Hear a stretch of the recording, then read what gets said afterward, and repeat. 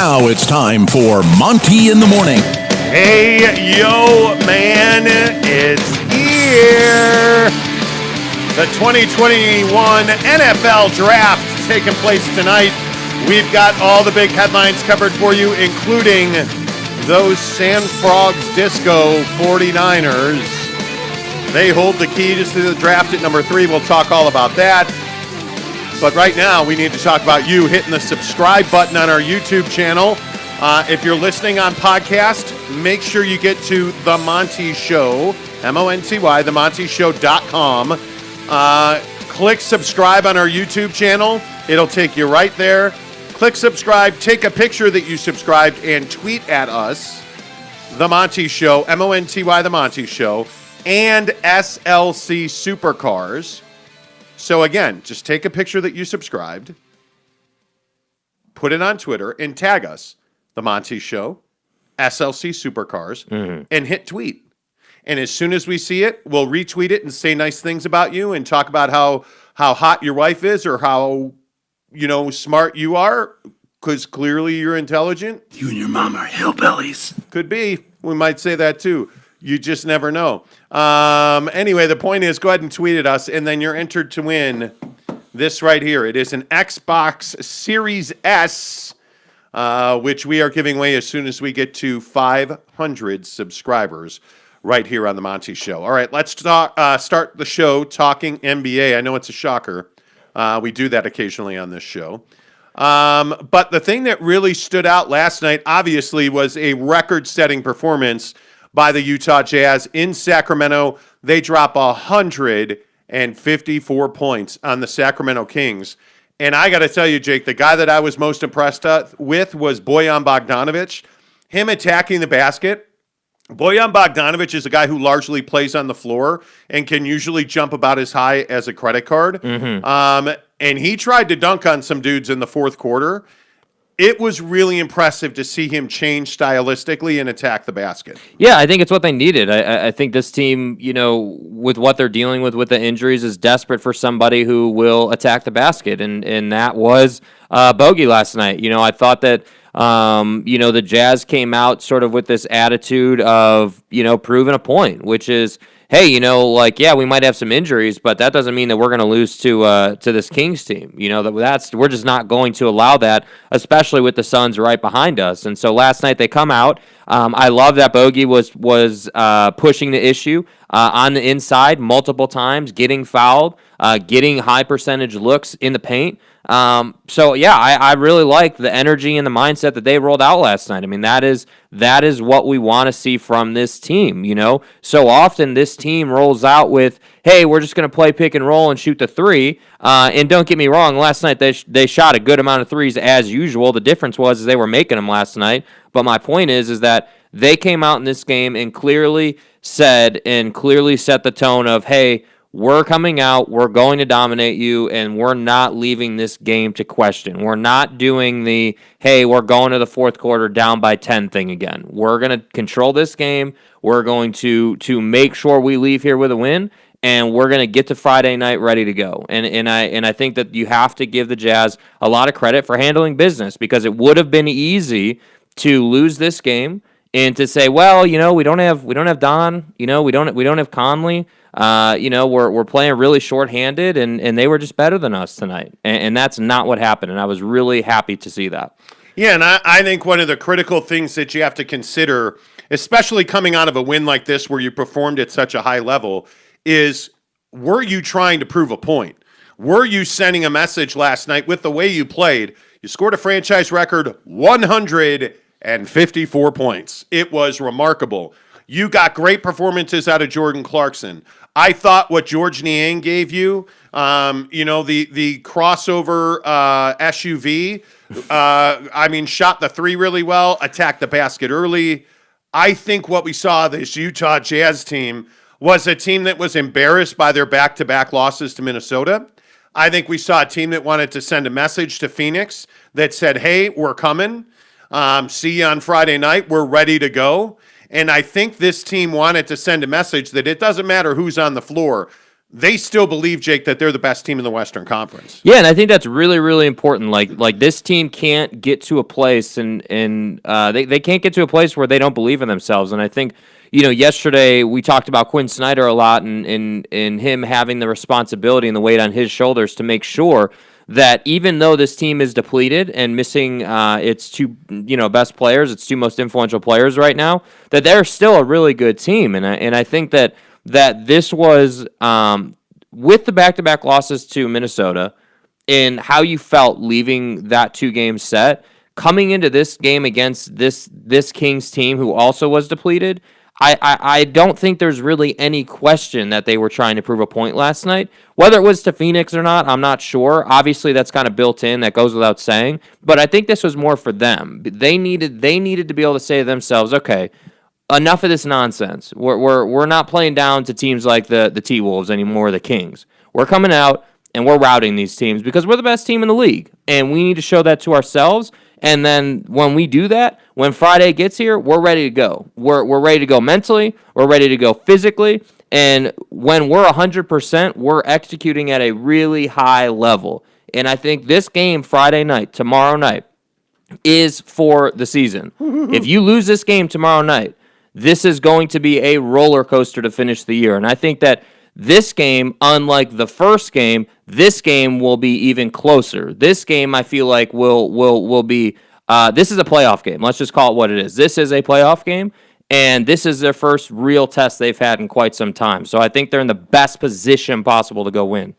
Yeah, and I think that the message that was also sent last night is, if you're a really crappy, historically bad defensive team, good morning, Sacramento, you are going to get torched by the Utah Jazz. I mean, and this perhaps is the biggest difference, is you don't have the Edwards on the floor. You don't have, guys like Devin Booker and Chris Paul. D'Lo. You don't have D'Angelo Russell. You don't have, Mikal Bridges. You don't have athletic wing players that can attack the three-point stripe defensively. And I think that's what you saw in Sacramento last night, was a team in the Kings that, one, you were depleted. Like, you didn't have De'Aaron Fox, you didn't have Harrison Barnes, you didn't have your best complement of players, and it really hurt you.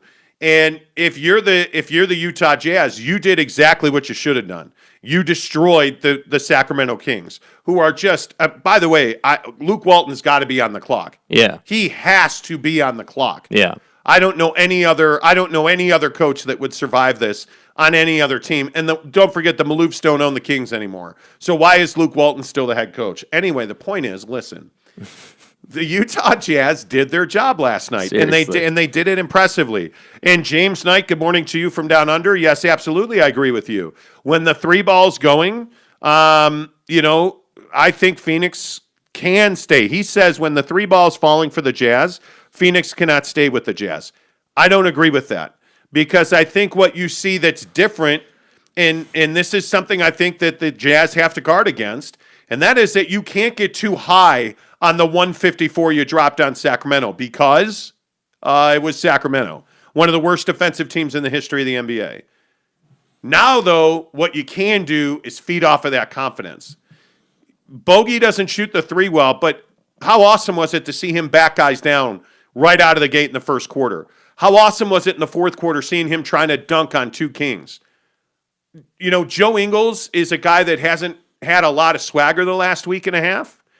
You felt like he got a lot of that back last night. Jordan Clarkson played well. You just got performances out of everybody. And I think that's really important. It's important, and I know that we talk about this a lot on this show. Ersan Ilyasova has to play quality minutes for this team. They're going to need him in the postseason. You cannot play 7 guys in the postseason. You cannot rely on 7, maybe 8 guys in the postseason, because it's too much of a grind. Yeah. So, Jake, those are the things that I take away from this game last night. Yeah, and I think those are all valid. And I think the one thing I would say about James's comment is that the difference is that I think the reason the Suns can hang with the Jazz is because the Suns are not going to permit the Jazz to just go ahead and shoot as whatever they want from three-ball land. So the Phoenix Suns, the thing that I think you need to be worried about with the Suns if you're a Jazz fan, is that the Suns are a very dynamic team on many levels. So, like, defensively, last night, what do I see? I see a as usual, an inconsistent DeAndre Ayton, but a DeAndre Ayton that made some plays for them last night defensively. Got some turnovers, did some things, got them some easy buckets. And then the thing is the Suns are good enough when you give them those chances, they're going to convert those chances. There's a reason that Devin Booker has a reputation about him. Last night he had it going. He looked really good, and I think that they controlled that game. So Friday, tomorrow, and we'll talk about this more in depth tomorrow, but I'm telling you, this game is not going to be a 135 to 130 game. This is going to be a 105, 103 kind of game that's going to be a battle, and it's just going to be who makes more shots late. That's what it's going to be. Yeah, and again, I think one of the most important performances last night was Jordan Clarkson. I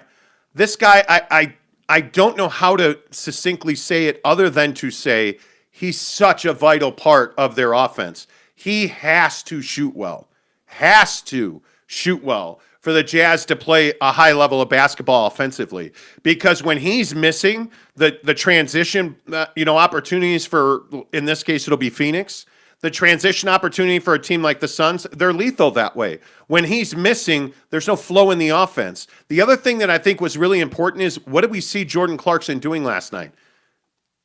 Saw him push that ball along a little bit more. Right? Not just being a black hole, that extra pass that we complained that Jordan Clarkson wasn't making. 2-3 times last night we saw him throw that ball to the left, which I think is really important. Quinn was complaining too, clearly. Yeah, I don't know how you don't, because I think the one thing that was clear last night, the ball was moving for the Jazz. And when this team keeps that ball in motion, they're going to get an open look. And when you're the Jazz, you're getting open looks and you shoot the three ball as well as they do.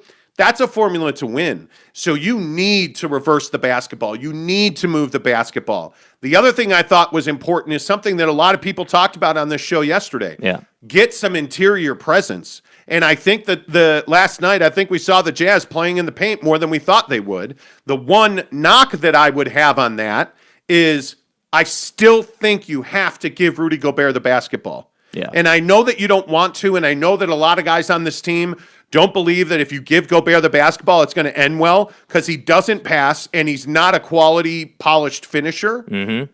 But if you get him the ball in the restricted area in the paint, he's going to dunk that ball. And it's going to give you momentum. And when you're missing critical pieces like Conley and Don, you've got to give the ball to Rudy Gobert no matter what happens, because it just brings guys off the three-point stripe. And that is so important for this team. Yeah, I completely agree with that. I think that we can sit here and talk about the limitations of Rudy Gobert. We've talked about it to death, really. But I think the most important thing is that nobody can deny him when he is in that area of the floor. So, I think, again, I'll keep referencing this. They played the Pacers earlier this year. And in that specific game, and I haven't really seen them do it since, in that game, they came out and they just fed Rudy on the pick and roll. They just let him eat. And that, I would love to see them do that more early in games, because that does really benefit them later in games. It's like in a boxing match when early in the fight you go to the body to take the wind out of the fighter, and then later in the fight you're knocking him out. That's what giving Rudy the ball early does to defenses.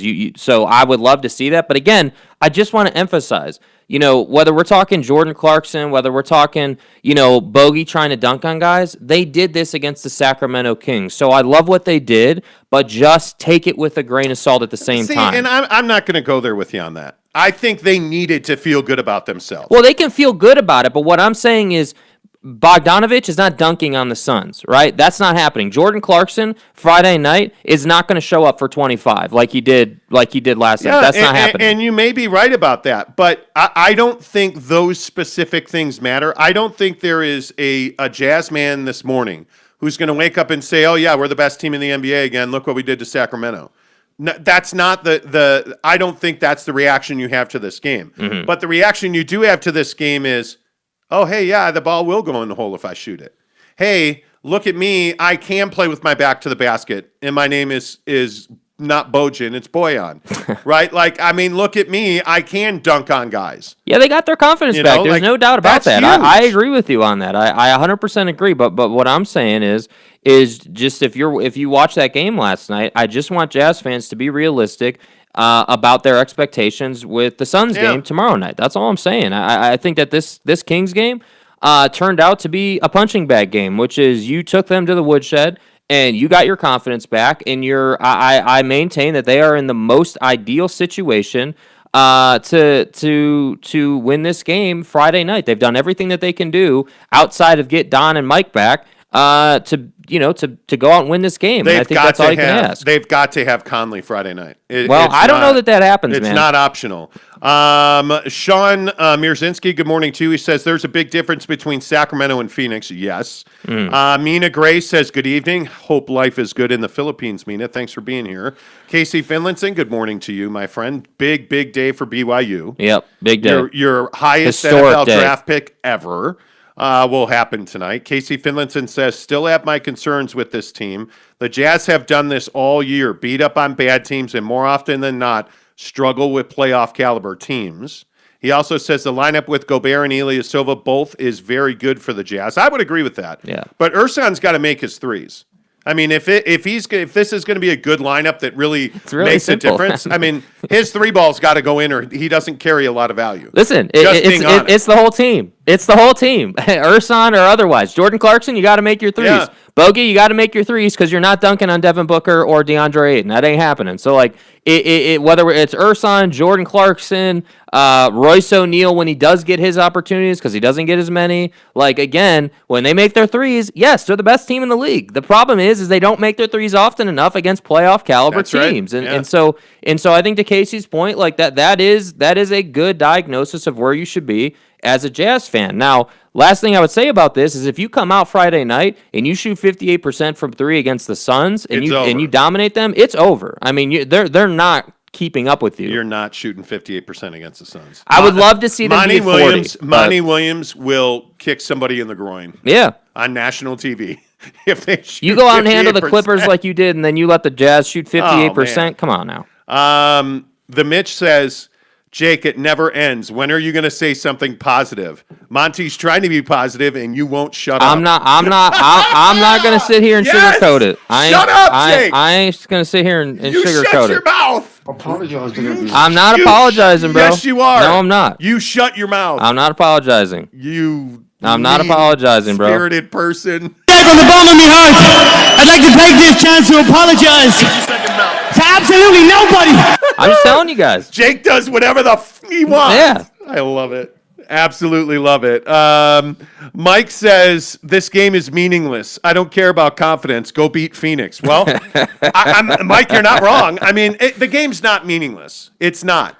It'll be meaningless if you lose to Phoenix. And, agreed. You know, the other thing is, and look, I love Jazz fans, but where's my guy, Tricky T? Boy. Tricky T. Tricky T is both an Eagles fan and a Jazz fan, so somebody should go to his house and do a wellness check tonight. But he says they're going to lose the 1 seed on Friday. The Jazz were swept by the crap T-Wolves, and that wasn't supposed to happen. They're still frauds, and Friday will come. Will continue to prove it. Okay. Look, man, you can choose that path, my friend. You can choose that path. I think they're gonna go to Phoenix on Friday night. And I don't know. I'm gonna have to look at this. I need to know if Mike Conley's gonna play. Yeah. If Mike Conley plays, I think the Jazz have a really good chance to win that game. Mm-hmm. Phoenix is not a home court advantage. It just isn't at this point. I think the Suns are one of the best road teams. I don't think they're elite at home. And I think that the Jazz, if Mike Conley plays, I think the Jazz have a real chance to win that game. So tomorrow, with our preview, we'll have a real good look at it because I do think there's a pretty good chance that Mike Conley plays. I have it pretty good that Donovan Mitchell's not going to play. He won't even be evaluated until tomorrow. So I don't think he's going to play. There's a lot of people on Twitter saying that Don's going to come back for this game. I don't think so. It's been. I've heard it both ways. I've heard what you're saying, and I've also heard that he's going to try and come back. So we'll just have to see what happens. Casey Finlinson says, "Got to get some BYU swag for the studio." Well, right above my shoulder here, and you probably can't see it. is the Johnny Harleen, John Beck autograph football from Man Camp. Many. That's a K-fan reference. Many years ago. What was that, 2014? Man Camp! Yeah. It was amazing. So I do have some BYU swag. A lot of BYU fans hate that we have the hawk there, the eagle. We get it. It is what it is. Casey Finlandson says, dude, I can't wait for tonight. Leaving work early to make sure I'm home for the draft. Let's go. Yeah, there you go. Let's go. Why the high opinion in Phoenix, guys? They have had some issues with form themselves. Well, sure they have, but they also showed up in really big games. I mean, if you look at like last night's a perfect example. Devin Booker last night did not shoot well. Him and Cam Johnson continue to struggle from three, and they still beat the Clippers 109-101. Mm-hmm. Because why are we high on the Suns? They have really good depth. They have quality depth off their bench. When you are playing a team like the Clippers that doesn't have great size, you're able to leverage a guy like Frank Kaminsky for 13 points in 15 minutes. It gives you a 3-pointer, 2 rebounds. I mean, it's everything you want from a role player. I look at Cameron Payne last night. I mean, just this guy has played incredible basketball at the guard spot off the bench. He actually is able to, build a bridge to Chris Paul being able to get some minutes on the bench to rest. Like, he's giving them like quality minutes. I look at Carter. I look at, even Cam Johnson when he's not shooting the three well, he only gives you 2 points, but he also gives you 6 rebounds and a dime. Yeah. Like, he moves the ball well. He plays good team basketball.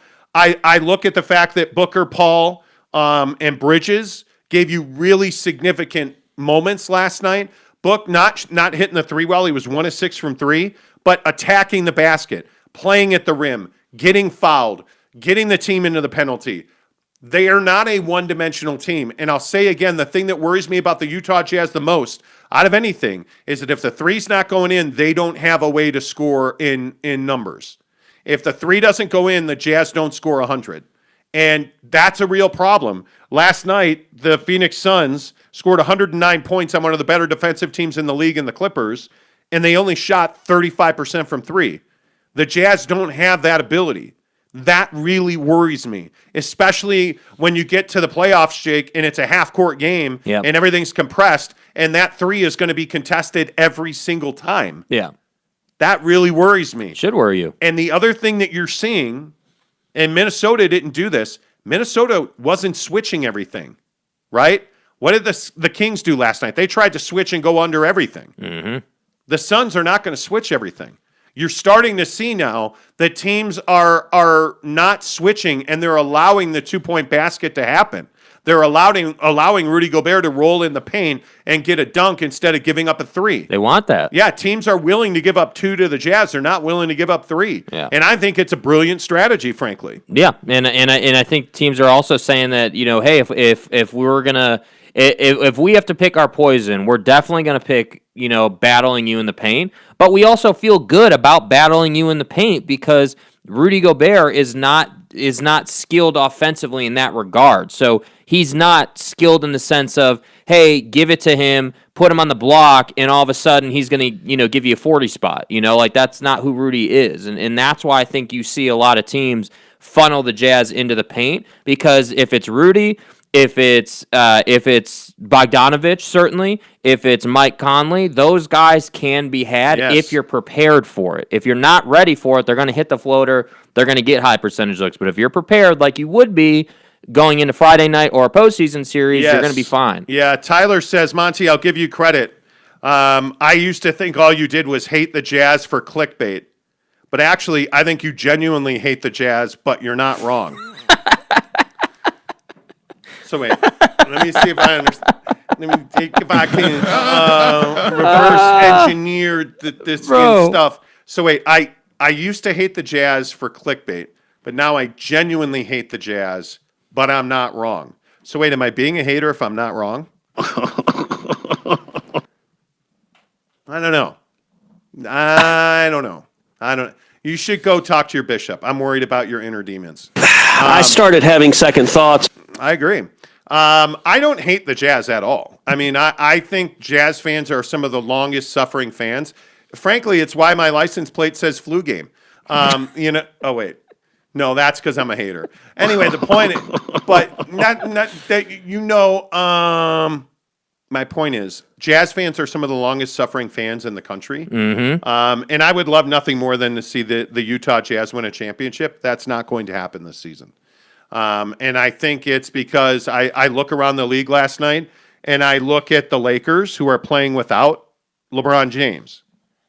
They get beat by Washington, and Anthony Davis has a meltdown and talks about how this just isn't good enough and we need to figure it out. And it's going to go into crisis lockdown mode here at the house. Yeah, like, I mean, to me, isn't that exactly the response you want? Yes. Right? I mean, you want to be yelling, Mom, get us the meatloaf. Yeah. I love the Wedding Crashers drops. My God. Winning, do you really care about winning in the regular season? I don't give a baker's fuck. Well, I think Anthony Davis does. I actually think he does. Clearly. Because they lose to the Whiz Kids last night, 116-107. The Whiz Kids. That's all I haven't heard that one. I like that. I didn't want to take make a taking a leak reference, so I didn't. Okay. Until I just did. But Anthony Davis is back. I mean, 26 points, 2 of 5 from 3, 5 boards, 2 dimes, 3 steals, 2 blocks. And those numbers go up when LeBron comes back. Anthony Davis is back. Yeah. And you're getting now, and you know what you saw last night that I thought was fascinating? You saw a lot of Anthony Davis and Andre Drummond together. Mm-hmm. And Andre Drummond gives you 17 and 11 with 2 steals, a block, and 2 dimes. Yep. That's pretty good. Yep. Right? So the Lakers are upset that they lost a game that rightfully they probably should have lost. They're playing one of the hottest teams in the NBA. And Bradley Beal was very Bradley Beal last night with 27 points. And he only had, 9 points of those were on threes. Bradley Beal was a stud last night. And I think that's the kind of expectation I want this Jazz team to have. That when we lose, and it's unacceptable we lose, whether it's by a point or by 30 points. It's completely unacceptable we played like that. And meaningfully, not Luka Doncic throwing a water bottle, I've got to be better, my mom's hot. No, that's not the kind of unacceptable. The kind of unacceptable is that you're upset and there's real conversations about, Rudy, you cannot blow a defensive assignment with 4 seconds left on D'Angelo Russell. That's completely unacceptable. What's wrong with you? Right? You have to have a really high bar of perfection. Mm-hmm. And I don't see that out of this Jazz team right now. Yeah. Yeah. I think there's a lot of that. I think that it really just depends who they're playing, man. I think that losing to the Timberwolves twice is embarrassing. I mean, that is for this team. It's unacceptable. You can't roll out 154 against the Kings and then lose twice to the Wolves. I mean, that's just not. Yeah. So I don't know, man. I think at the end of the day, your season's going to be decided tomorrow night. I truly believe that. I just don't agree with that. Well, I think that you're completely writing off the schedule. At some point, the Phoenix Suns are going to hit the wall. Because if you look at what's on their schedule, look at the stretch they're coming out of right now, going into this Jazz game. You can go all the way back to the middle of April, and that road trip at Milwaukee win, at Sixers win, back-to-back losses to at Boston and at Brooklyn. Now you've come back and beaten the hottest team in the NBA, the New York Knicks, at the Garden, and you've beaten the Clippers at home, and now you play Utah on Friday night at home. This team is battle tested. I don't know how to say it. I don't know. They got to turn around and play a very game OKC team on the road Sunday. That's a win. That's a win for them. At Cleveland, win. At Atlanta, win for sure. Sunday, Tuesday, Wednesday, 3 games in 4 days. How many bad teams? Well, you know what? I don't know. I wouldn't. Okay. So here's my thing. Record-wise, they're bad teams. But you're going to get a fight out of OKC. But here's what I'm saying: the schedule conversation. Yes. Hey, the Jazz should beat the T-Wolves, the Kings, and be ready to go for the Suns. Yes. Oh, we're going to drop both against the T-Wolves. We're going to light up the Kings. What are we doing against Phoenix? You're probably going to lose to Phoenix. Frankly, you're probably going to lose to Phoenix. But here's my point. Here's what I'm getting to. The Suns, on the other hand, their perspective and their day-to-day is, hey, we're playing good team after good team here. Like we're playing the Nets, the Knicks. We're playing all these really good teams. We're playing the Clippers. By the way, we're only down one game. We've played all these really difficult games while the Jazz are playing really easy games, and we're only down one game. So I don't think if you're the Suns, you're sitting here necessarily man, we still got a lot of tough games to go. I think all they're doing is they're just saying, hey, we have to go one game at a time, and if we keep doing that and we keep focusing on the execution with Chris Paul and Devin Booker and the bench mob, we're going to be fine. And that's why I say, for the Suns versus the Jazz, I don't worry about the schedule with the Suns. I think that they've gone through trial and tribulation again and again and again, whether it was the bubble. Maybe I'm just not saying it right. I don't think they're going to let down against the Jazz. I think that OKC, Cleveland, Atlanta trip has 2 losses in it. I think if you look at the fact then the Knicks come here and then you got to go Lakers on the road at the Lakers, at the Warriors, home for Portland, and then you finish 2 at San Antonio, the Jazz are winning the Western Conference. We'll see, dude. We'll see. There's just no doubt about it. We can't sit here and say that we have the utmost confidence in this Jazz team to win the games that they should win because they haven't shown us that recently. Okay. And I think the Suns, to be fair, the Suns have dropped games that they shouldn't drop either. But what I'm saying is that I hear all the time in the comments, and you see it too.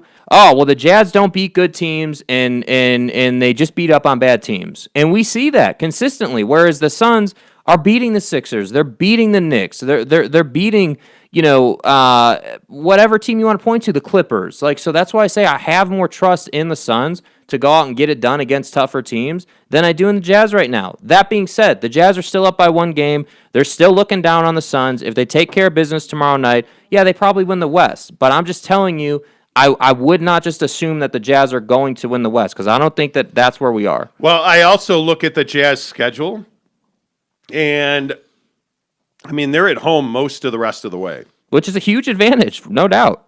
And that home court advantage is real. We're going to be there Saturday night against Toronto. I'm really looking forward to that.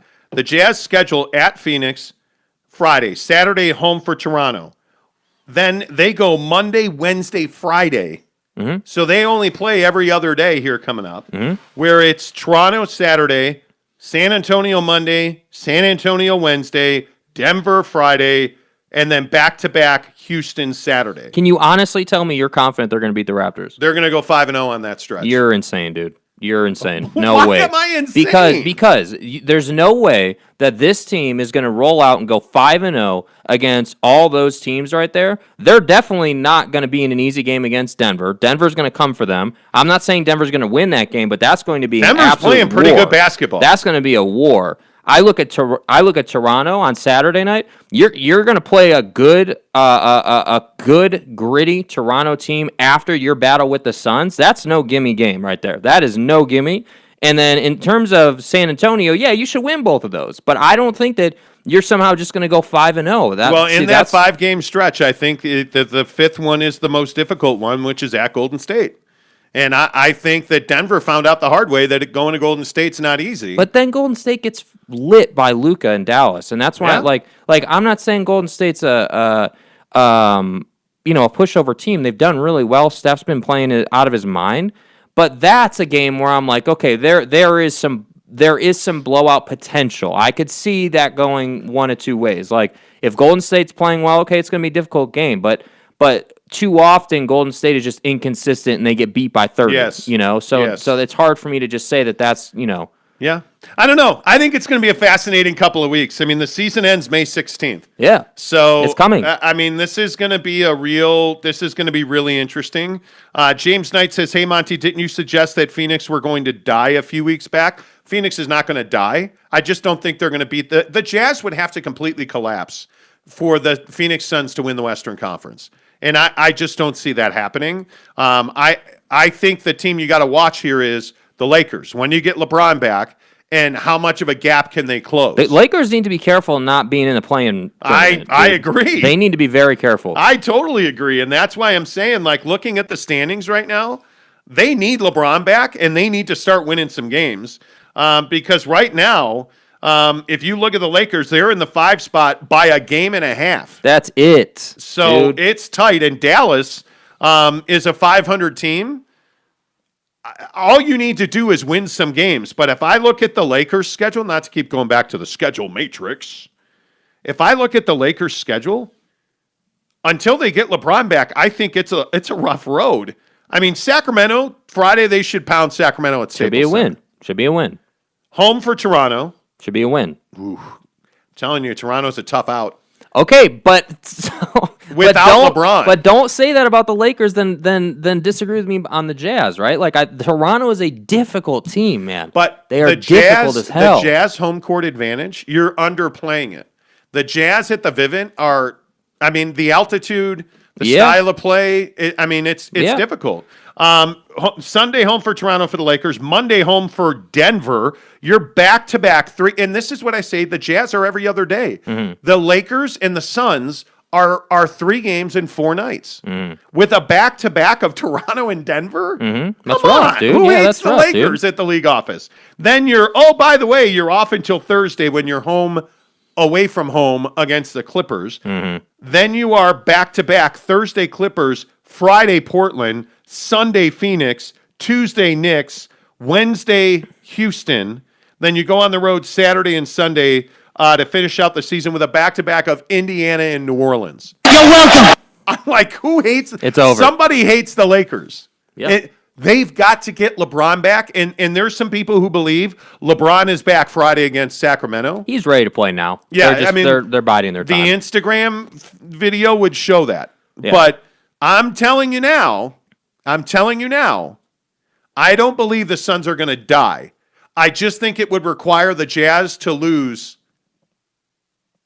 5 of their last grouping, 5 of these last 12 games. If they beat Phoenix tomorrow night, that would require a collapse. If they lose to Phoenix, we're having a different conversation. Yeah, maybe. JC says, morning, fellas, the Yangs should get big minutes in the playoffs. Well, look, I think the hot hatch that is George Niang, that's a car reference. They call him, anyway, if I got to... He's the minivan. The sliding doors open. The sliding doors open. Yeah, JC, you could be right. I say at best 3-2. You think the Jazz are going to lose 2 of the next 5 games? That would be brutal. So that would mean that you think they're going to lose to Phoenix. They're going to lose to Toronto. They'll then beat San Antonio both ways. They'll win both of those games. And then Golden State. And then you've got Denver. Oof. I'm telling you. Anybody got that's tickets? Not 5-0. Anybody that's got tickets for that Denver game, let me know. The Nye guy, if we played like we did last night, we'd beat teams made up of Kobe, Jordan, Kareem, Bird, and Jesus Christ. Don't forget Joseph Smith. I think the thing is, Joseph is, look, man, I'm telling you, Kareem would be the 6th man because Joseph Smith and Jesus Christ as your power forward and center. My God, can you imagine the sacrament in that locker room? The point is, listen to me. Wow. That just happened on this show. Wow. Listen to me. Listen, Linda. The Jazz, I'm trying to be gentle. The Kings had more to do with that game than the Jazz did. Mm-hmm. I'll leave it at that. Eric C. says, Bojan soundbite, please. Bojan Bogdanovic. There you go. JC says Bojan. Exactly. Bojan. See, people are calling for it. James Knight says Jazz has a balancing act, deciding on staying healthy or the 1 seed. No, I think you got to get the 1 seed no matter what. Have to, dude. If they don't have home court advantage throughout, the Jazz will not win the Western Conference. Does getting the 1 seed cost them Mike Conley for the postseason? No. You know what cost them Mike Conley for the postseason? Not going and getting guys like Mike James, not doing anything at the trade deadline. Excellent point. That's what cost Hello, them. we are not available now. Oh, it's just, mailbox is full. It's not set up yet. It rings busy. Kenny says, can't believe we did that good without Mitchell and Conley. Again, Not trying. We've beat it into the ground. Go back in the show and listen. I mean, Go Kings. Yeah. Forgotten Souls just puts the laughing face emoji there. I appreciate that. Hey, if you're not subscribed to our channel, you've got to subscribe right now because we're giving away this Xbox Series S. As soon as we get to 500 subscribers, we're giving it away. All you have to do is take a pic of your subscription. So hit subscribe, then take a photo. This is a phone. It's an iPhone thingy majig stuff. If you're an Android user, just unsubscribe now. Anyway, the point is, I probably shouldn't say that. Who the fuck is that guy? Please don't unsubscribe. The point is, take a picture that you're subscribed, tweet at us, The Monty Show, MONTY, The Monty Show, and at SLC Supercars, and you're entered to win this here jalopy of an Xbox, which is pretty awesome, by the way. We are currently at 456 subscribers, 44 to go. I want it. Brandon Whiteside says Matt Thomas greater than Devin Booker. Oh, stop! Stop. Look, Brandon, Stop trolling. It is very early to be huffing paint. Schemers trying to control their little worlds. Eric C says Chelsea win another UEFA Champions League, Monty. Hey, Eric, where do you want me to send this? It's yours. Chelsea, yes. Chelsea left points on the practice field at Madrid the other day. What? We're playing on a practice field? I don't care if your stadium's under construction. I hope so, Eric. I am forever blue, my man. James Knight says only 54 away, guys. Yeah, let's go. Subscribe. We're only 54 subscribers away from 500. Give us a thumbs up. It really helps the channel grow as well. Forgotten Soul says SLC has no supercars. It's just a bunch of soccer moms in their minivans. Au contraire. Yeah, you might want to rethink that, buddy. One block over from me, there is a Lamborghini Aventador. There is a C8 Corvette. I believe there are 2 SRT Jeeps in this neighborhood. Mm-hmm. And, of course, there is one family that's got 3 Porsche GT3s. In their garage, like, hey man, there's a lot. There are a lot of there's a Bugatti here. There's a huge. There's a ton of Ferraris. There's a ton of Ferraris, and I only see them in South Jordan. I live in South Jordan. Yeah, that's just driving around like daybreak. That's driving around, 114th South, like the district. If you just hang out at the district, you're going to see them. They're here. The Nye Guy says, Jazz have been kicked in the nuts lately. Nice to see them take a team behind the woodshed. Yes, it is. Eric C. says, rooting for your Blues, man. Thank you. Nye Guy says, someone in town has a 91 hardtop Viper. Oh, I love them. The Viper is one of the most underrated supercars ever. Mm-hmm. Forgotten Soul says, have you ever seen Stradman's purple and white Veyron? Yes, that's what I'm referencing. I haven't seen it in person yet, but I know of it, yes. Yeah, I like it. All right, hit subscribe. Let's talk NFL draft. Huge night in the NFL draft tonight. Obviously, this is a big night for BYU. Zach Wilson's going to go number 2 to the New York Jets. I think, as we all know. I came prepared, guys. Y'all ready? I like it. Yes, isn't that okay? Draft music. Zach Wilson's going to be the highest draft pick in the history of BYU football. And I think coming off of a huge year for BYU, it's only fitting. But we all know what we're here to talk about with the National Football League draft. It'd be the San Francisco 49ers. Picking at number 3, they hold all the keys to the cabin, Mom. They're going to take a quarterback. And what did we tell you on this show yesterday? We told you on this show that if they hang on to Jimmy Garoppolo, Jimmy Guido things, that if they hold on to Jimmy G, that they're going to take Trey Lance out of the Dakotas, and they're not trading Jimmy Garoppolo, it looks like. That tells me all I need to know. I believe, Jake, pretty firmly that the San Francisco 49ers will draft Trey Lance. Yeah, I think it's a good move. I think that we've seen this formula work out many times. You look at as much as I hate the Packers, you look at what Aaron Rodgers' process looked like, sitting behind a starter. You look at Patty Mahomes sitting behind a starter. There are multiple scenarios where it has worked out really well, and that in turn gives you the opportunity to be a Super Bowl contender for a long period of time, which is what I think this organization needs. You look back at, if you go all the way back to the Alex Smith era in San Francisco, which then got turned into the Kaepernick era, which then got turned into the Tom What's his name? The head coach. Tom Brady? No, not Tom Brady. Tom Thibodeau? No, not Tom Thibodeau. Basically, the organization being awful. Jim Harbaugh. Jim Harbaugh. Tom Sulo. Yeah. Tom Sulo. All those guys. I mean, this organization has suffered. Dude, I just pulled Tom Sulo right off the top of my I know. head. I'm impressed, dude. Honestly, I'm impressed. Anyway, point is that this organization needs a young quarterback to come in and lead them for like a decade, and that's what they're trying to do here. And I think they know that Jimmy G is not going to take them where they want to go. So they're trying to develop a guy. But listen, I think what we also know about the 49ers is this is a really good football team. They're on the line of being a Super Bowl contender. So if you're that close, that means you're a player or two away. You don't just throw in the towel and draft a rookie quarterback and say, good luck, kid. What you do is you keep Jimmy Garoppolo, who I said on this show yesterday, the same thing that I'll say again.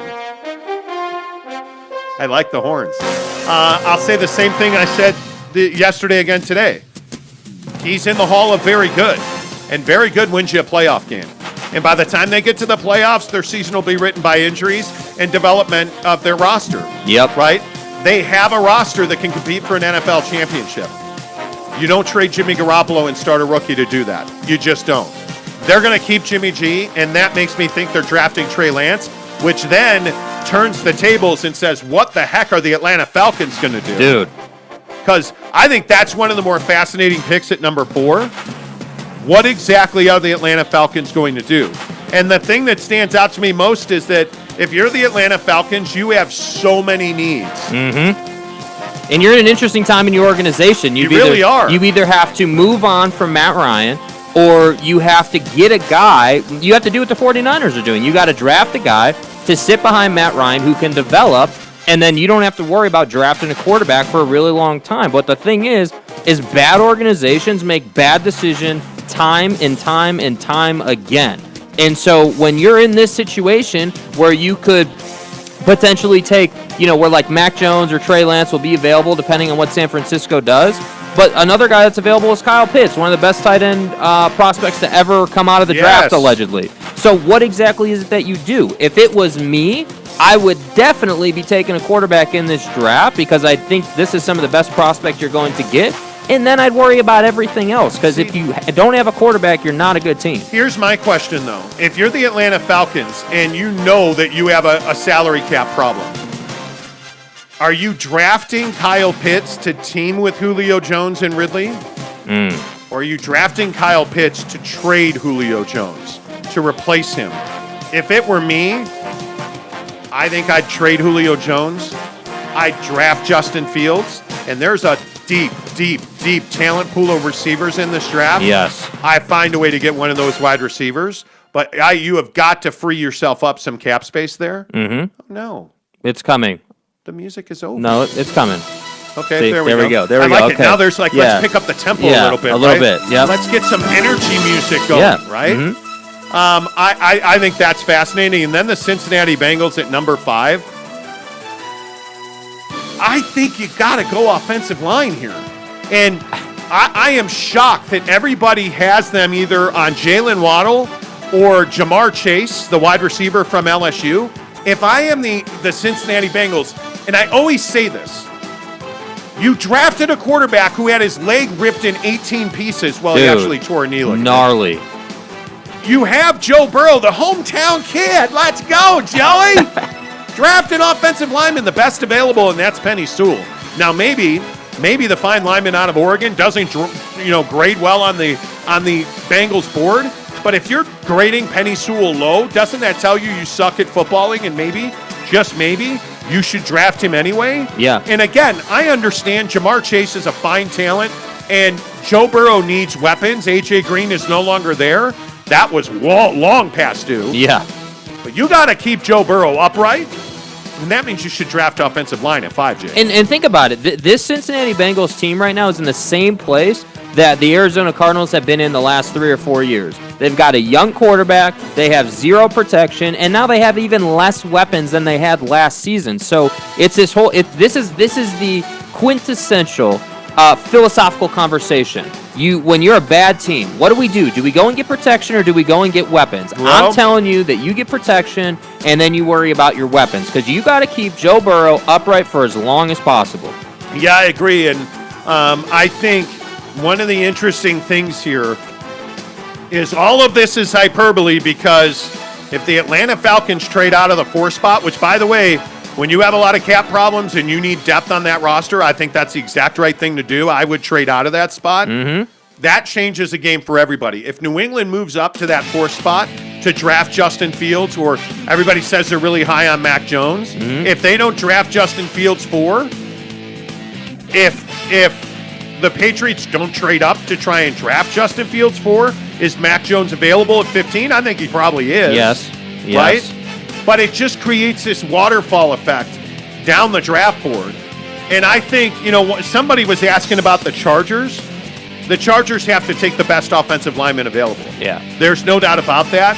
I don't know if that's Penny Sewell, if he'll be there.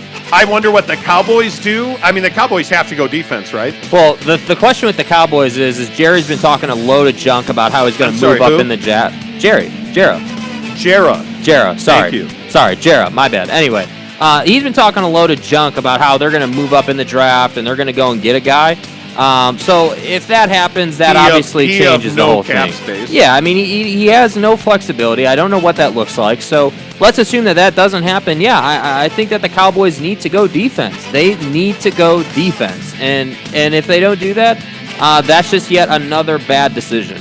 Yeah, Rick says, Monty, fellow Chicago Bears suffering fan. Oh, man. What do you see the Bears doing? Well, I see the Bears screwing it up at number 20. You better go offensive line. This is your first time back in the first round of the draft since like 1938. My hope is that you will, because Mitch Trubisky, you weren't in the first round when you drafted Mitch Trubisky. You were in a drug den because you were clearly high. But my point is the Bears at 20 are probably going offensive linemen. I look at some of the names that'll be available at 20. I love Elijah Vera Tucker out of USC, the guard, a great interior lineman. Obviously, Penny Sewell's a guy that I like a lot.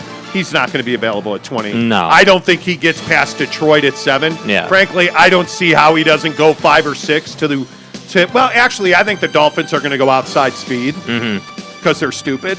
But I think that what? That's why the Dolphins are the Dolphins. That's why the Dolphins are, like that dolphin fish and stuff. I've seen tuna in Deadliest Catch and stuff, so I know how it works. Anyway, the point is, I don't know, I'm an idiot. The point is, I think there's a lot of teams that need offensive linemen. Frankly, Vera Tucker is a great fit with San Diego, who now plays in L.A. in a soccer stadium rented to the Rams. Much like Chelsea did the other day. Shut up.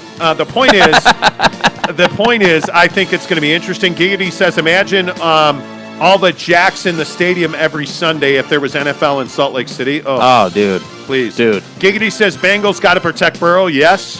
Nye Guy says, let's all pitch in to buy the Chargers and bring them to Salt Lake City. Hell yeah. No. I don't know that I think this market could support an NFL team. Yeah. Everybody wants baseball or hockey here. I don't think that, that's not what this sounds about. The other thing is, are the Broncos really going to let an NFL team move to Salt Lake City? No. Probably not. We'll see. I don't know. There's a lot of people in on the Atlanta Falcons drafting a quarterback. I think you have so many needs on that roster. Yeah. I think you just take the best player that's available to you. Mm-hmm. Yeah. So, again, just to nail you down on the 49ers. They're going Trey Lance. I think especially because now we know they're not trading Jimmy G. Yeah. I mean, it doesn't make sense to keep Jimmy G, then go Mac Jones. So, listen, I'm a little bit higher on Trey Lance than you are. I think that he has a lot of upside to him. He is very raw. He needs a lot of development. But I think there's a lot of upside in him. So I understand why they're doing it. But I also think you can't be wasting the careers of all the talent that you have on this roster. Yeah, I would totally agree. Miracle says, do you think Trevor Lawrence is a success with Jacksonville? Why don't we start with, is Urban Meyer going to be a success with Jacksonville? Yeah, I have no doubt. The question. For 3 years, Urban Meyer is going to make them an exponentially better football team. The thing that worries me about Trevor Lawrence is the things he said to Sports Illustrated had been rumor about him during his career that he wasn't all in to win. Mm-hmm. In the NFL, if you're not all in to win, you're not going to win at all. Right.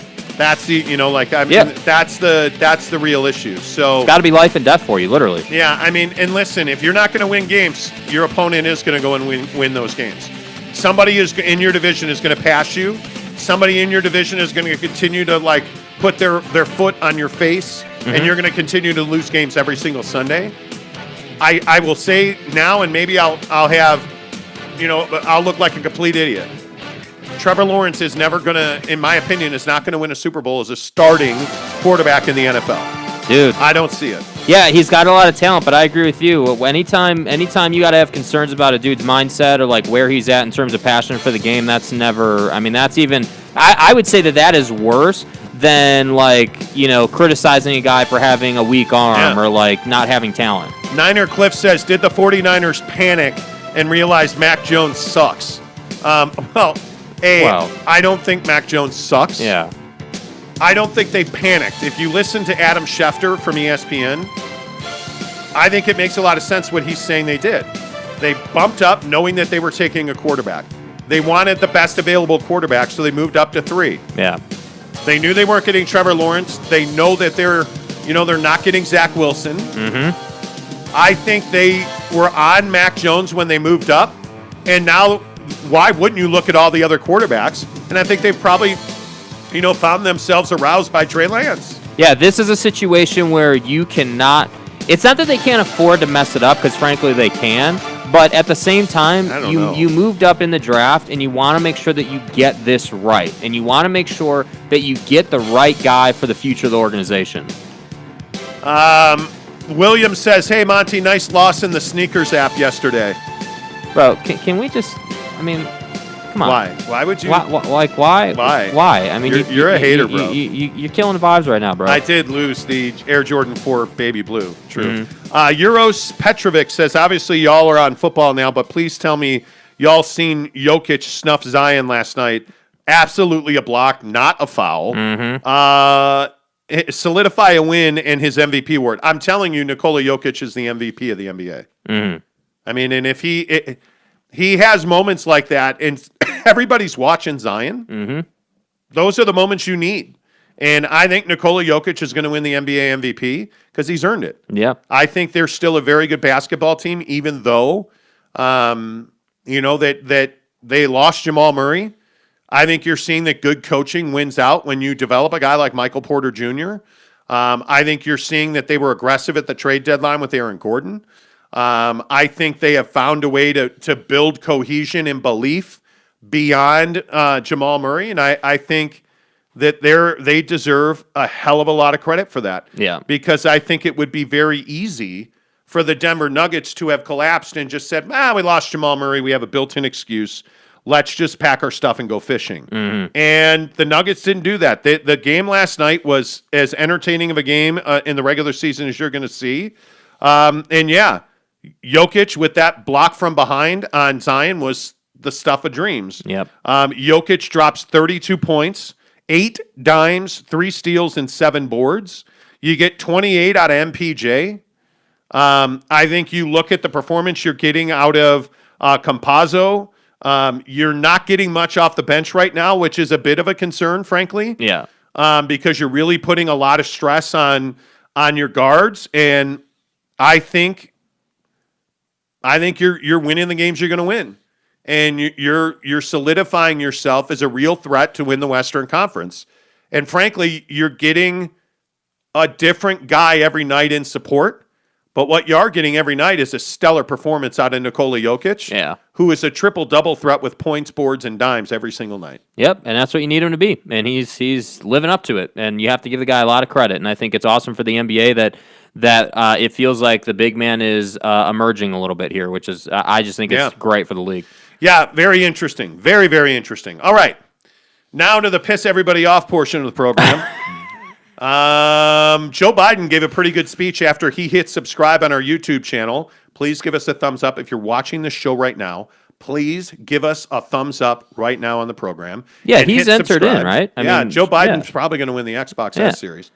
But if you hit subscribe, take a picture of your screen showing you subscribe to us and tweet at us, The Monty Show. MONTY, The Monty Show for me, and SLC Supercars for Jake. Even though my car's more super than yours, by the way. Mm-hmm. I mean, I drive an Audi SQ5. Mm-hmm. Red leather, quilted interior. Yep. What's an erection? Exactly right. As soon as I put a quad tip exhaust on that car, it's going to be amazing. What were we? Oh, Joe Biden winning the Xbox. Yeah. And we're going to give this away when we get to 500 subscribers.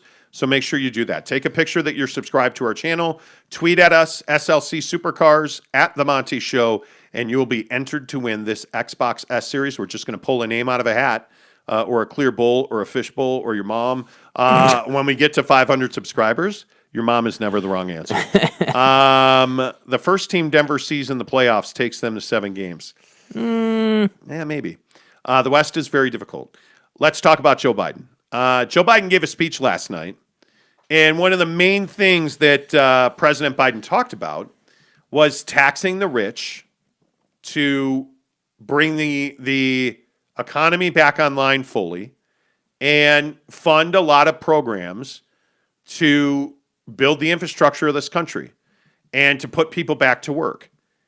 And Joe Biden's plan is, hey, if you make over $400,000, you're going to pay a much higher level of tax than the guy who makes $399,000. Now, in theory, that seems pretty simple and pretty legit. Until you realize, I think it's one of the most anti-American things I've ever heard. And I struggle with it because while I am not in that tax bracket yet, I very shortly will be in that tax bracket. And I will have worked hard to get there. And it will have taken an entrepreneurial spirit. It will have taken a lot of me and Mrs. Monty building a vision and executing on that. Taking the opportunity that is afforded to Americans every single day to build generational wealth and build an existence for yourself that is exactly what you want. And then you're going to be penalized for that. And I just can't get down with that. I am absolutely positively against a wealth tax in this country. What I am for, and I guess maybe before I say that, where are you at on a wealth tax? Yeah, I'm in the same boat as you are. I think that our country is built on opportunity. I mean, we hear that all the time, right? Like, hey, come here, build a better life, the American dream. And I think that applies to everybody. Everybody has that opportunity, and that's what I feel like makes our country great. And I think that penalizing somebody for building something and making the money and realizing their dream is really not great. I don't like that at all. My belief is that yes, we should change the tax code. The Donald Trump tax code is a joke. The way you make that gap up is by actually making corporate America pay taxes.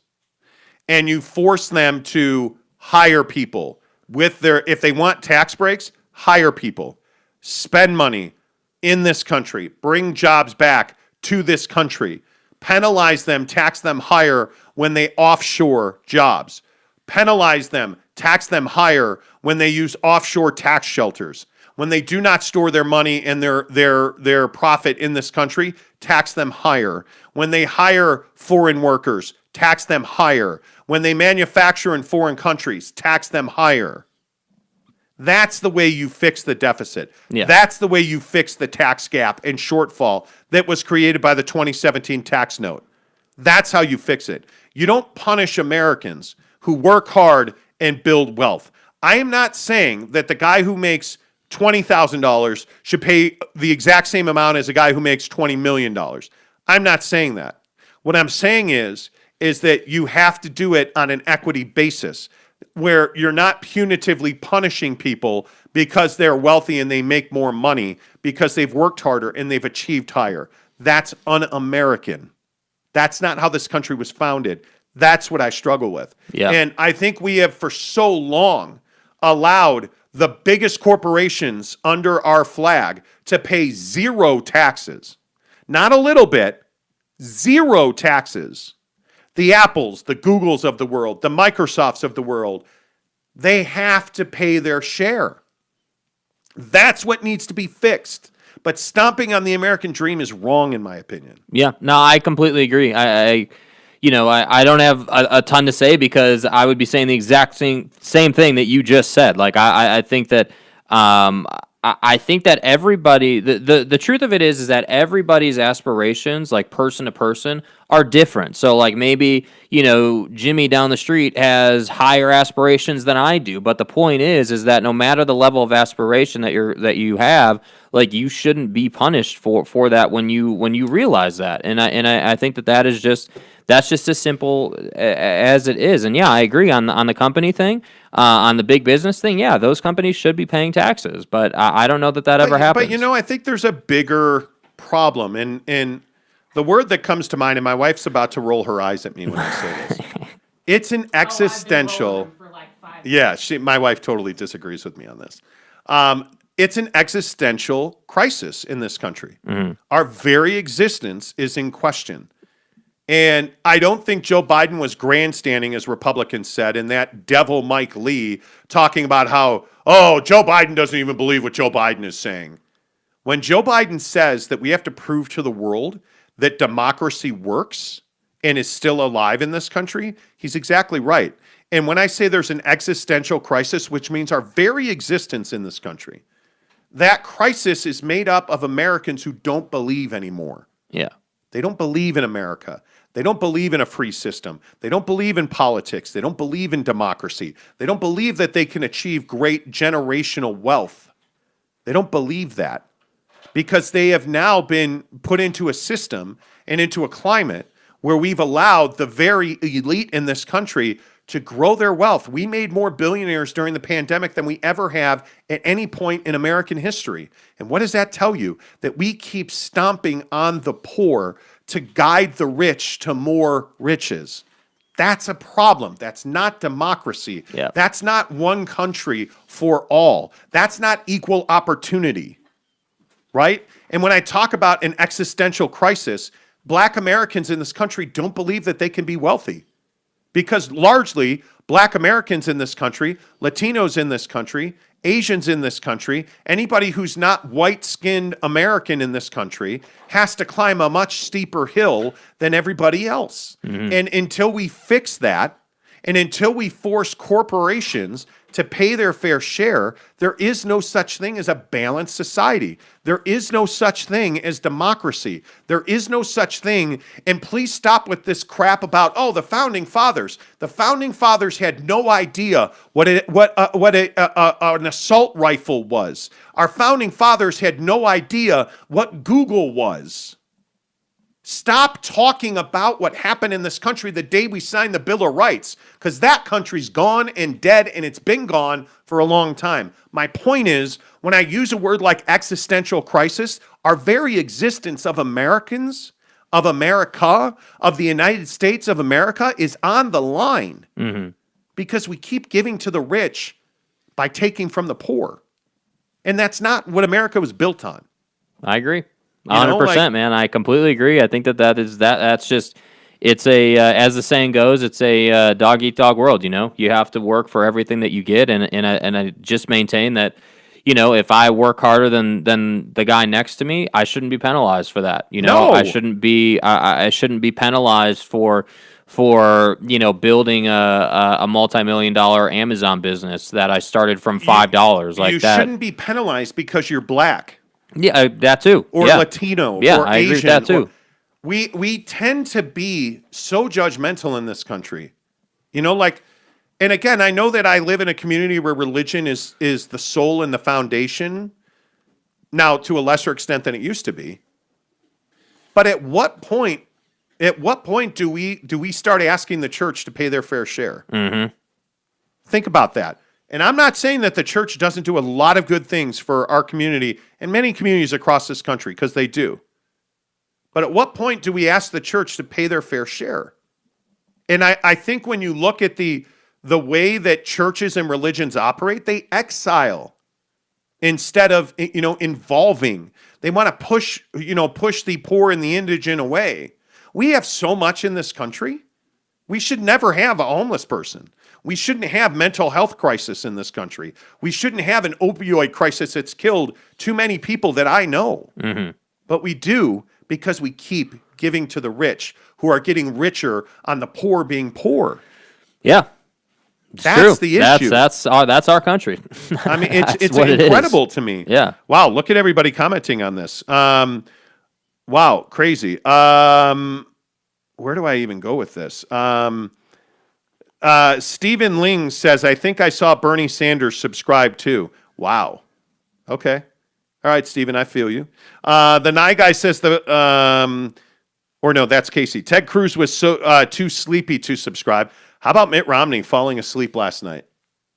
During the speech, he fell asleep. Mm-hmm. I'm just saying. The Nye guy says the problem isn't who is taxed, it's where the taxes go. Agree with that. And churches need to be taxed hard. Again, agree with that.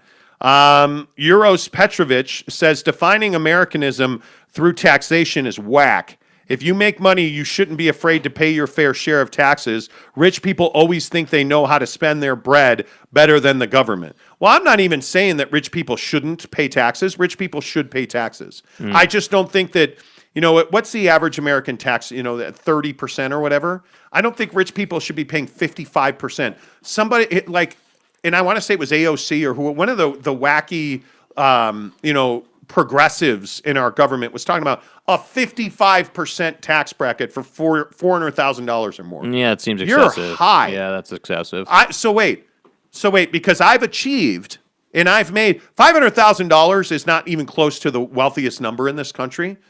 But you're telling me I should pay 55% of my income because I've achieved. That's crazy. Yeah. That's why our existence is in question.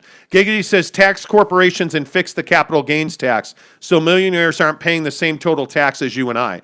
The capital gains tax is absolutely a problem. You know what the other issue is? There's so many loopholes.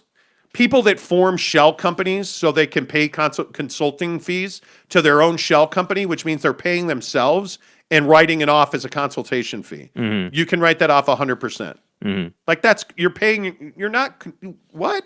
That's the stuff that needs to be fixed, in my opinion. 500K is not poor. I don't think 500K is poor at all. APOW Darkness says, I got tickets to the Jazz and Nuggets game. Well, send me a message, bro. Find me on Twitter. I'm looking for those Nugs tickets. My ticket guy at the Jazz says that's the most in-demand game of the season. People know what it is, man. So far. Giggity says churches need to be taxed when they start dipping their toe into politics. Their tax exemption is contingent on not being in politics. I agree with that. I am hard against organized religion. Mm-hmm. I think it does so much damage to young people, and that's a different show. Euros Petrovich says the vast majority of homelessness just by making higher education free. Yeah, I agree with that. Education should be free in this country. Yeah, it's amazing to me because everybody wants to make money. Yeah, well, it's amazing to me how many people go into tens of thousands of dollars in debt. And by the way, I think we also, and I know we've talked about this as well, and we're short on time, but I'm tired of this mandate that you have to go to college where you're unsuccessful and your parents are a failure or it's embarrassing or no, it's not. Yeah. Some people are not meant for a classroom. Yeah. And there's nothing wrong with that. Now, you better have a plan. If you're not going to go to college, you better have a plan. But to say that, if you don't go to college, you're going to fail. That in 2021, in the internet generation, you're crazy. It's not true. It's just not true at all. It's not true at all. Anyway, all right. There's my political download for the week. Okay, good. I've really worked hard because a lot of people are like, hey, moron, stick to sports. By the way, do you watch Jazz games? I've tried to placate some folks. I feel like the "Do you watch Jazz games" thing has gone away. Yeah, it's entirely gone away. We've matured into, well, you guys still hate the Jazz, but you're right on everything, so you get a free pass. I agree. You don't watch Jazz games, guy, has turned into you guys are haters, but you're not wrong, guy. So how are we haters? I don't know. I have that chest tightness from drinking carbonation thing. Mm-hmm. I hate that. I'm thinking about giving up Monster. Here we go. No, I'm serious. I'm being serious. I've really gotten into health and fitness. I had pizza for dinner last night. I've really gotten into health and fitness. I had a part of a pizza. I had one slice of pizza last night, and I had to cut a bunch of it. I just should not cook pizza. I can't cook pizza. This is what happens when you throw it in the oven and you forget about it. Well, I was trying to... Guy, there's only so many hours in the day, and I was trying to build my side hustle, which is your fault. Oh, look at this website and stuff in China, and there's face cream that'll burn your skin off. Like, I'm trying to do the side hustle, and I'm trying to make pizza. My wife had a long night of work, and so I'm making pizza in a toaster oven and another one in my $8 million spaceship of an oven. You see, I'm a guy of simple taste. And I burned them both. I almost cursed right there, but I didn't. By the way, I forgot to tell you this. So I talked to the Google lady the other day. Oh boy, what did the Google lady have to say? Well, she said nothing tangible. I can tell you that. Yeah. Don't ever ask Google for customer service. But I'm trying to run. We run Google ads for our shows.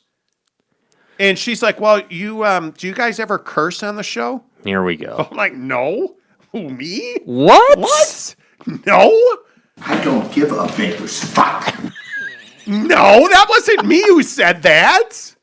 And she's like, well, if you curse, we can restrict your content. Is there, you guys have a pornography restriction on your current ad. Is there nudity or are you flashing images of bare breasts? She literally said bare breasts. Bro. I'm like, we don't flash any images. Watch the show. Like, what images are you... and it turns out, she said, well, they run it through a computer filter that flags things. It's garbage, dude. And, It's garbage. Casey Finlinson says, will you ever get Mrs. Monty on the show? No. We were going to run a mic cable over to her desk. She's sitting like 20 feet away from me. But she's just so loud anyway that... and her... This is a code 10 abort. She's kind of whack, man. I mean, frankly, I guess not. Yeah, I only married her for the money. We're only here for one reason. I'm just saying. Oh, there you go. Giggity says, Baker Fathead has Google dripping. Hey.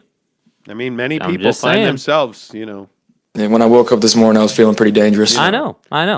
Yeah. You really said that in front of your wife. Okay, first of all, my wife knows, A, I have a sense of humor, which is the only reason I married her. And C, she knows that, actually we don't have any money. So when we got together, we were both broke as a joke. I mean, we're multi-gazillionaires now. That's why I drive. Prenup when you broke. Yeah, that's right. Cock-a-doodle-doo. Yeah, too late for a prenup, by the way. That's my wife's joke. My wife and I, we did have it. We've had our fair share of falling outs. She, you know what my wife does? It drives me crazy. Here we go. I've invested heavily in power tools that I never use. I don't use them. But as a man, and with testosterone flowing through my veins, I have to have power tools. I want it. And so I invested in power tools. So the other day, when Audi's screwing me on my license plate frame, I'm looking for the drill because, these soft, supple hands aren't using a screwdriver. It vexes me. So I'm looking for the drill, and I can't find it. And so I storm into the house and I'm like, where's the drill? I come all the way downstairs. She's like, it's upstairs on the kitchen table. You think you know it all. I'm like, you couldn't tell me that before I came downstairs? And so I walk upstairs, and where do you think the drill is? Out in plain sight on the kitchen table. You're welcome. But, of course, there's no battery. But where's the battery? In the garage right next to my car where I was trying to figure out where the battery and the drill were. But we don't put power tools back in their place in this house. And it's like, okay, so what did I do? I bought more power tools. I actually bought her a blower. No, I'm not making an oral sex joke here. I actually bought my wife a Ryobi blower because we have a Ryobi lawnmower, a Ryobi weed whacker. So you're Team Ryobi. We're Team Ryobi now. And now we have 11 batteries that won't hold a charge. No, actually they do. You do this job. I'm kidding. My wife's like, what are you talking about? We have a tool. We have a huge. I got a toolbox for Father's Day last year. Yeah, because I'm a badass and I know what you want. Go ahead and put the tools in the toolbox, Slick. That's all I'm saying. Slick. Right? The one thing I don't have that I need a really good screwdriver set. Because I got a bunch of janky-ass screwdrivers that are like, oh, well, this one's flat, and this one's starred, and this one's Allen, and this one's Steve. And don't forget Kevy in the bottom drawer. Like, I just need a screwdriver set that are all the same color, that do all the same job, so that I can get screwed with a driver. That's all I'm asking for. Yeah. Mm-hmm. I don't know anything about power tools. We have an impact driver. It's amazing, dude. Oh, dude, do you know how much easier it is to hang a TV on the wall with an impact driver? Oh, we tried that with a drill in our old house in Sandy, and the freaking thing almost fell off the wall. We broke off. My wife remembers this, too. Over the fireplace in our house in Sandy, the house she forced me to sell to go live in that wretched valley. Anyway, the point is... Yes, you did! Yes, you did! I willingly sold it and walked away with like 50 G's. It's fine. Anyway, the point is, we tried to hang a TV, and we had a drill. Not an impact driver, a drill, because she wouldn't let me buy power tools at that point. But as I gained my sexual freedom in the relationship, anyway, the point is, so hanging this TV in Sandy, we tried to use a drill, and it snapped the bolt head off.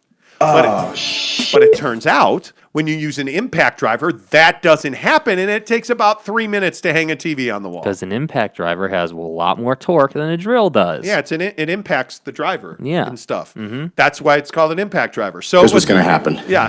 Tonto. You know, dude, you could hand model with George Costanza.